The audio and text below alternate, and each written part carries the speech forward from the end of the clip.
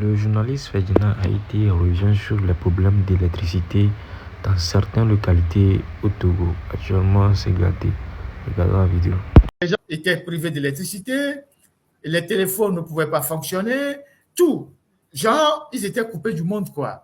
Vous imaginez que ce bout de pays-là, le Togo, un bout de pays, ça dit, quand vous allez par exemple en Côte d'Ivoire, c'est une région, le Togo c'est une région de la Côte d'Ivoire, au Cameroun c'est une région, ce bout de pays-là, depuis 66 ans que nous sommes indépendants, on n'est pas capable de faire parvenir l'électricité dans tous les villages et d'en assurer la livraison permanente.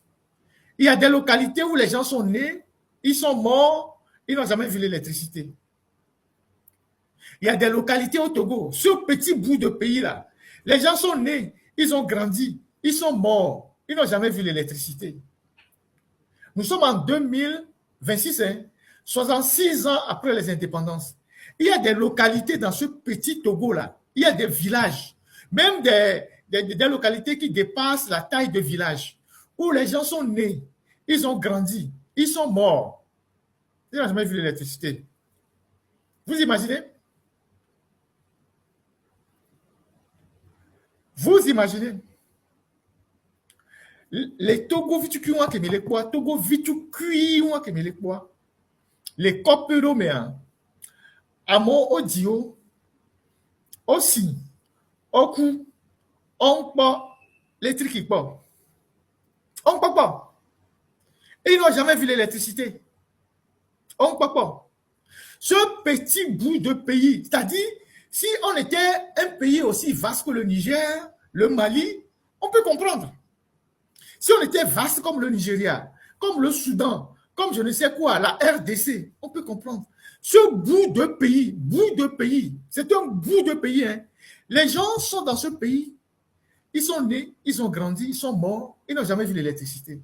Et vous avez des gens qui défendent un système comme ça. Le barrage de Pimé a été fait juste après les indépendances ou avant même les indépendances. Je pense que c'est en 58, 59 comme ça, avec l'appui de la Yougoslavie. Quand le président Tito était venu au Togo et allé jusqu'à Kpalimé, les images sont là. Vous pouvez voir les images sur Visionnaire TG. Au Togo, qui exhume beaucoup d'archives.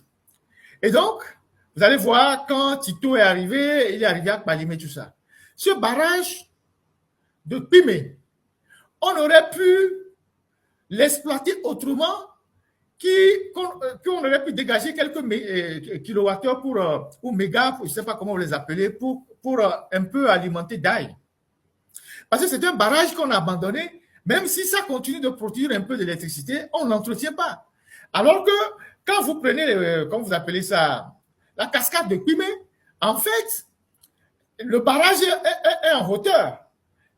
Et donc, si on entretient bien l'eau qui arrive dans cette cuvette-là et qu'on fait tourner les turbines ou on en crée une autre beaucoup plus en bas, on va avoir encore plus d'électricité. Mais le barrage de Pimé, c'est pas Pimé, la cascade de Pimé, on va voir son entrée. Voilà la cascade de Pimé. Cascade de Pimé, entrée à Ewan. Nous sommes à Kpalimé. C'est un lieu touristique. Hein? C'est la cascade de Pimé, ça. C'est son entrée. Et donc, les gars qui perçoivent l'argent ici, comme le ministre de la Culture, qui fait les fausses factures pour détourner tantôt 10 millions, tantôt 30 millions, des millions au ministère de la Culture, ces gens-là, ils ne se sont pas foutus de bitumer cette petite voie qui va à la cascade pour que les touristes, quand ils viennent, soient plus à l'aise et que la cascade rapporte plus d'argent. C'est l'entrée de la cascade, ça. La cascade de Pimé. On vous dira, oui, il y a une grande cascade à Pimé. Il y en a à Wome, il y en a à Suruku, il y en a à Kloa. Mais quand vous allez de l'autre côté, dans la Volta Rigide, au Ghana, toutes les voies qui mènent aux cascades sont goudronnées, entretenues. Beaucoup de voies qui arrivent dans les villages sont entretenues pour pouvoir permettre aux touristes d'arriver. Mais ça, c'est la cascade de Pimé, ça. Et Gako le Djolefuna, au matin pavé, entrer dans la cascade, à deux mois, soit il doit gommer. Ça ne fait pas 1 kilomètre, à ce que je sache. Hein? Ils ne sont pas capables de prendre un peu d'argent qu'ils volent au ministère du Tourisme pour aménager, ne serait-ce que paver cette rue qui mène à la cascade, pour rendre l'endroit plus ou moins fréquentable. Au moins, quand les touristes vont venir, ils vont dire, ah, l'entrée de la cascade, ils ont mis un gars là-bas qui est assis sur une table, c'est lui qui prend l'argent sur les piétons. L'autre, c'est lui qui tient la corde pour les voitures. Donc, c'est devenu un poste de péage. Donc, pour rentrer dans le domaine de la cascade, si tu es piéton, tu donnes. Si tu es voiture, tu donnes. Mais l'argent qu'ils prennent là, ils ne peuvent même pas l'utiliser pour aménager les voies d'accès. Mais vous avez un ministère du tourisme. Hein? Le seul endroit où vous voyez le ministre du tourisme, c'est dans les concerts. Même il n'y a pas de salle dans le pays. Les salles de concert, il n'y en a pas. Mais il est dans les concerts en train d'agiter les foulards. Takouvi. C'est tout. Aucune conception, aucune réflexion. Ils sont là, c'est de voler l'argent. Puis me cascade, hein. Non, puis me les font là. Ah, la mairie aussi prend, les gens mettent dans la poche. La préfecture prend, ils mettent dans la poche. Le ministère aussi prend, ils mettent dans la poche. Personne n'a eu l'idée de dire, attendez, c'est quand même la cascade de Pimé. On en parle il y a des années. On va au moins paver la rue qui mène au pied de la montagne. Au moins, quand les touristes vont venir, on met quelques petites images à côté de la rue, on plante des arbres, on met des tableaux d'exposition. Au moins, quand les touristes passent, ils voient les tableaux des artistes. Aucune idée. Rien du tout. Comment est-ce qu'on va organiser des fausses factures avec les DAF dans les ministères pour voler 5 millions, 10 millions? Comment on va organiser des fausses foires à Madrid, envoyer des délégations pour soutirer de l'argent? C'est dans ça qu'ils sont. Donc, nos frères de Dany, beaucoup de courage. J'espère que l'électricité est revenue chez vous. Si c'est le cas, c'est tant mieux. Si ce n'est pas le cas, bon, pendant les campagnes, c'est vous qui dansez, vous jouez, vous tournez les fesses, que c'est unir qui avance. Voilà les résultats. On avance. Il y a quoi encore? Voilà. Quand on parle de ces choses-là, on va parler aussi un peu agriculture. Maintenant, les Chinois inondent notre marché de gingembre. On va regarder la vidéo.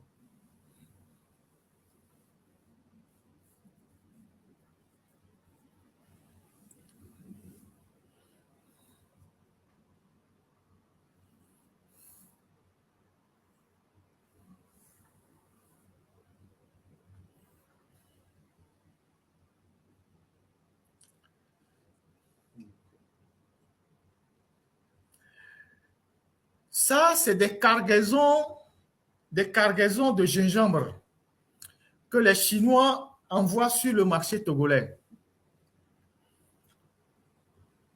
Et ça arrive, c'est des cargaisons qui arrivent par bateau.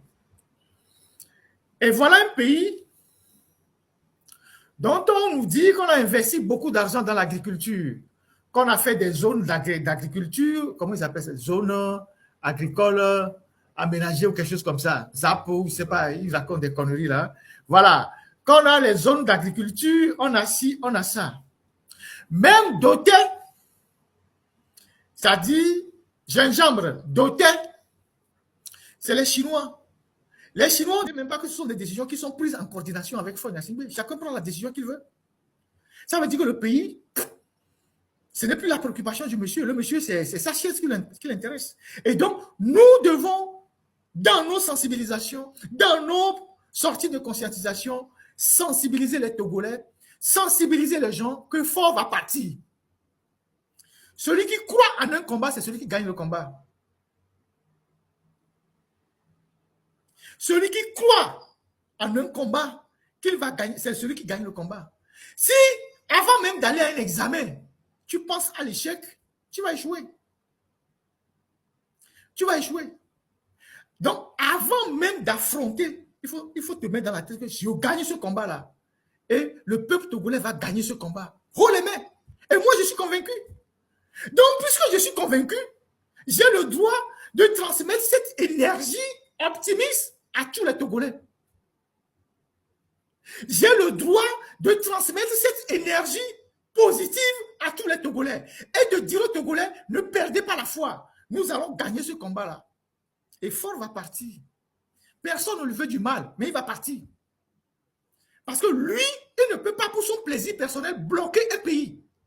Parce que là, il a bloqué le pays. Il a bloqué tout le Togo. Il a bloqué l'avenir des jeunes. Donc, il doit partir. Et il va partir. Et te tipo yayame. Et te pléture pépé. Et te mlon Vladimir Poutine. Mais palome, il va partir. Il peut faire venir Vladimir Poutine chez lui. Il dort dans le même lit. Il va partir. Il peut aller signer n'importe quel accord. Il peut même aller en Corée du Nord. Il va partir.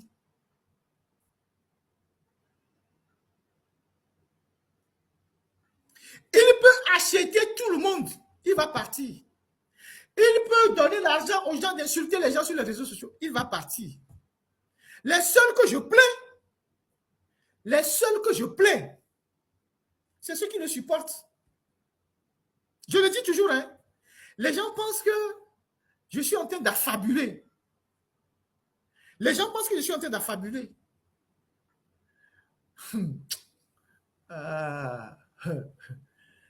Le jour que ça va être ce jour-là, vous allez connaître le visage des Togolais. Ceux qui disent que les Togolais sont pacifiques là, le jour où ça va être le jour là,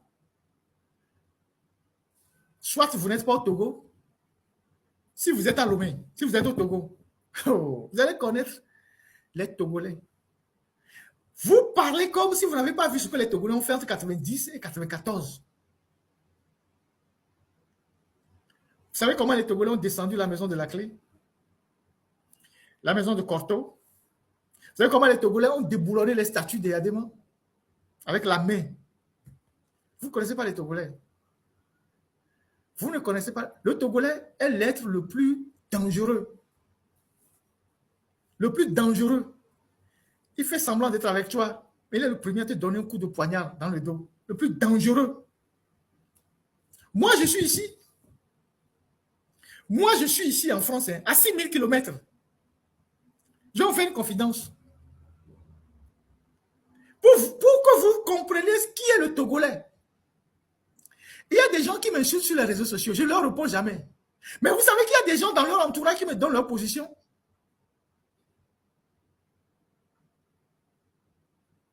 Il y a des gens avec qui ces gens-là traitent, qui me donnent leur position. Celui-là, il est ici. Il allait ici aujourd'hui. Il allait chez tel baron. Celui-là, cette semaine, il était derrière le camp d'Aïdo Gomé. Là-bas, il y a une place derrière le camp d'Aïdo Gomé. Un bar là-bas où les